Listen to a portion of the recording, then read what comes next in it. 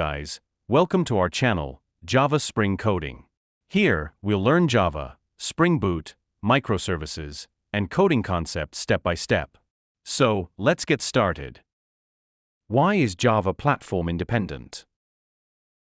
Have you ever wondered why a Java program written on Windows can also run on Linux or Mac OS? The answer is simple. Java is platform independent. Means, write once, run anywhere. But what actually makes Java platform independent? Let's understand it step by step. What does platform independent mean? First, let's understand what platform means. A platform generally includes the operating system and the environment where a program runs. For example, Windows, Linux, and Mac OS. If a programming language requires you to rewrite your code for every operating system, it is platform dependent. But Java works differently. You can write Java code once and run the same compiled Java program on different operating systems. So Java is called platform independent. Here, see this structure. Java code is converted into bytecode that is .class file. Now that class can run on any operating system using the JVM. That is why it is called write once, run anywhere. Let's write simple Java source code. First, we write our Java program using a text editor or an IDE. Use Notepad for no. Afterwards, we see steps to install JDK in machine and write our first code, but for now I am just explaining how it will work. We save this program with the file name hello.java.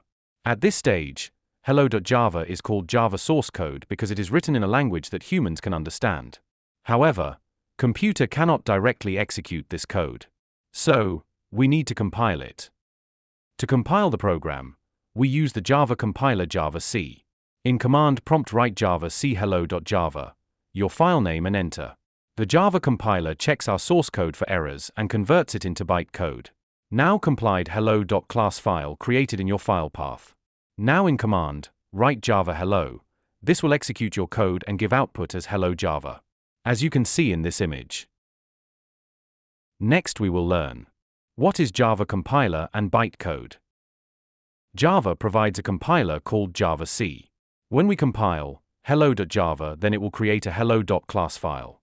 The compiler doesn't directly generate Windows machine code or Linux machine code. Instead, it generates something called bytecode. The bytecode is stored inside the .class file.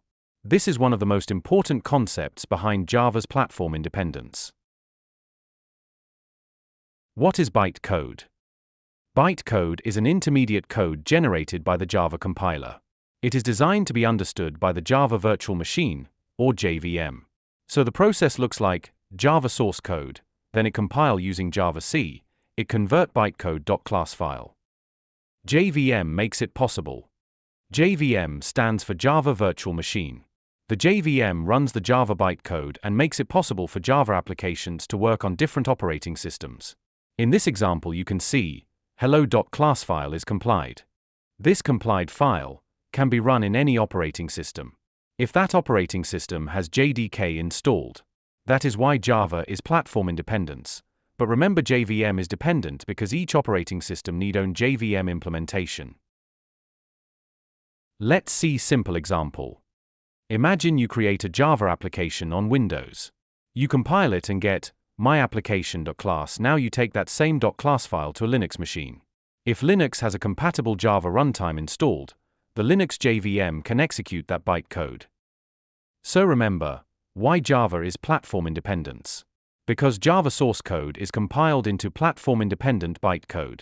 That bytecode runs on the JVM.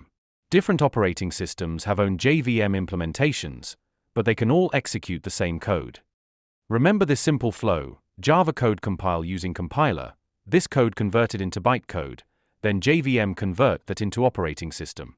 That's why Java is famous for write once, run anywhere. In next episode, we will learn what is JDK and JRE and JVM. That's it for today's lesson. Subscribe to our channel and join us throughout this Java learning journey. See you in the next video.